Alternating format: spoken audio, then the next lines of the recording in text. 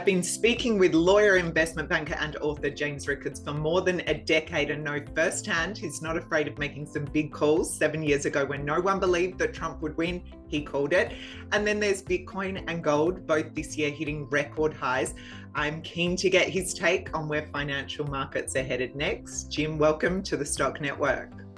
Thank you, Lel. Great to be with you. Okay, Jim, we're going to do something a bit different today, a bit of a lightning round. I'm keen to get your high-level views here. First up, Wall Street bullishness. It continues to lift share markets globally, but can you outline what's behind these gains and also explain what's the disconnect between people feeling so bullish on the share market, but feeling pretty glum when you meet them on the street with the cost of living crisis? Right. The problem is, Zella, when people say stock markets are at records, they're talking about major indices like the S&P 500, but those gains are highly concentrated in a handful of stocks.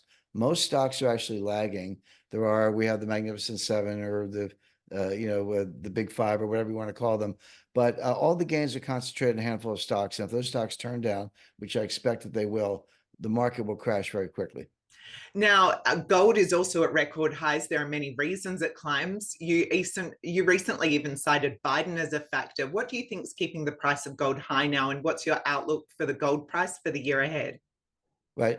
Three things are helping gold a lot. One is just good old-fashioned supply and demand. Mining output is flat. It's not crashing, but it's flat, whereas demand is going up, mainly from central banks in China, Russia, Iran, Turkey, even Japan, Vietnam, and elsewhere.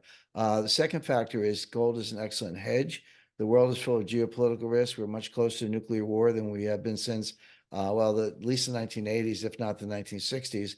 And a lot of other, social and internal political risks besides. So gold is just a good hedge for all of those. The third factor is the U.S. is in the process trying very hard to bring our European allies, the collective West, to steal 300 billion in U.S. treasuries from Russia. These are assets that were frozen, but now the U.S. doesn't want to just freeze them. They want to seize them and actually use the money to give to the Ukrainians to fight the Russians. So if you're a large holder of U.S. Treasury securities, you're looking at that saying, get me out of treasuries because the U.S. is on the warpath and is stealing them. There aren't too many places to go, and gold is one of them.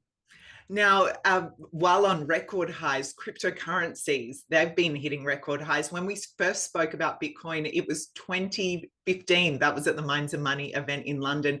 Bitcoin was then sitting at under 500 per coin. It's just smashed through 70,000. What's your view, and how has it changed towards crypto over the years?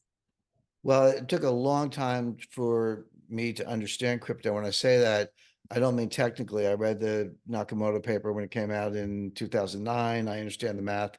I understand the computational process behind it. I mean, blockchain's been around since the 1980s, so I get all of that. But what I didn't get, it took me a long time, is why there is no use case. I mean, you can't buy a cup of coffee with Bitcoin. Maybe you can find one place, but basically there's no use case. So the best kind of metaphor I've been able to come up with, it's a casino chip. You walk into the casino, put $1,000 on the roulette table, croupier gives you your chips, you gamble, you can make money or lose money. And when you're done, you take your chips over to the cashier and you get your cash and go out on the street. But if you took the chips and walked out on the street, you couldn't do anything with them. They're worthless. So Bitcoin is only valuable in the Bitcoin universe. You actually would have to get dollars, believe it or not, to do anything with it, to invest or do anything else. So I see them all going to zero eventually, probably out of boredom more than anything else. They'll get boring at some point, like pet rocks or beanie babies. But in the meantime, it's pure gambling, and you can make money. There's no doubt about it, and you described it correctly. But remember, it was close to 70,000 in November 2022, and came all the way down to I think about 13,000. It was an 80% drawdown between 2022 and 2023.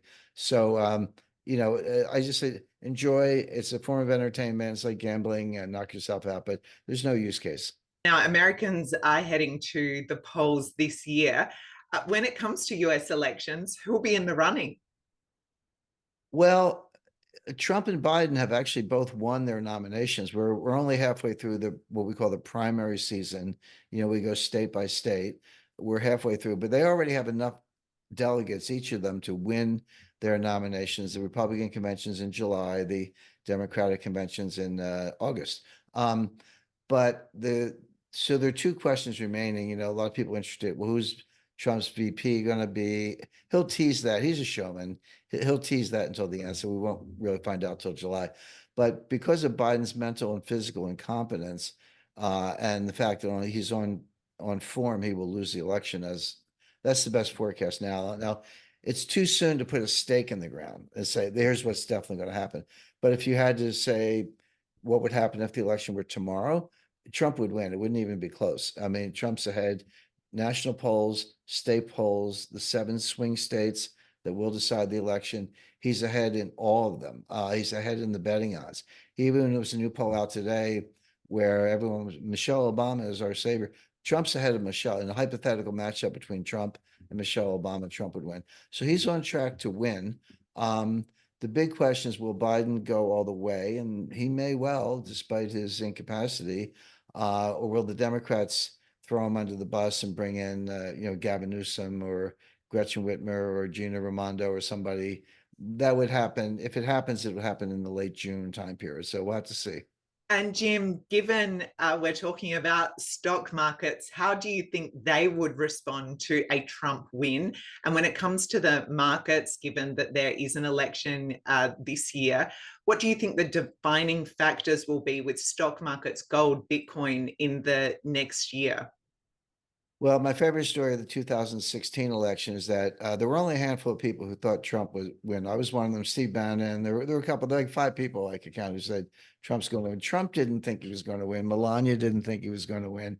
But there was a party at Trump's apartment in Trump Tower in New York on election night, and it wasn't really final till about 2 o'clock in the morning. That was when, okay, we was declared the winner. Carl Icahn was at the party.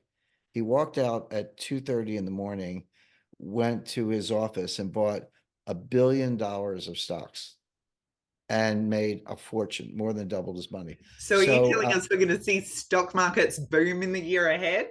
well, we'll see what happens. First of all, they may crash in the meantime, but on balance, Trump is very bullish for stocks. Yes, I mean, Biden just came out with his new budget yesterday, or just a few days ago. He wants, tax the rich, higher taxes on corporations, higher taxes on individuals, minimum tax, eliminate deductions.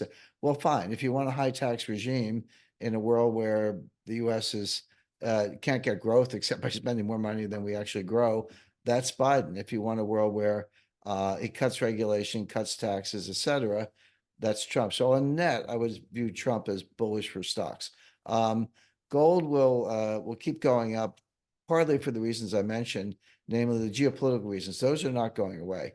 So, but the difference between Trump and Biden is a major difference in terms of geopolitics, economic policy, taxation, and a lot else. So, for now, through the election, let's say, I would expect stocks may fall sharply because the U.S. is going into a recession.